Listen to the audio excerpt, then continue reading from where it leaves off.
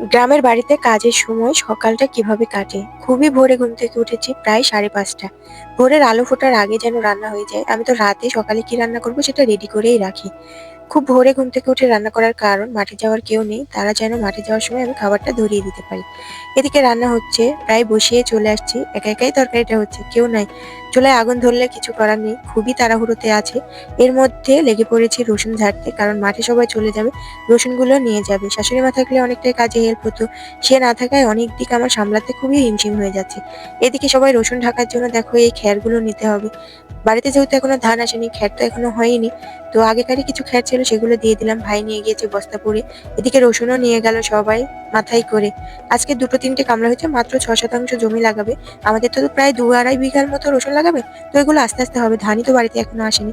পরে বাকি তো এখানে আমি মুরগিগুলোকে খেতে দিয়েছি। আর আজকে ধান ওড়াতে হবে, তার জন্য এখানে উঠানটা পরিষ্কার করে নিচ্ছি।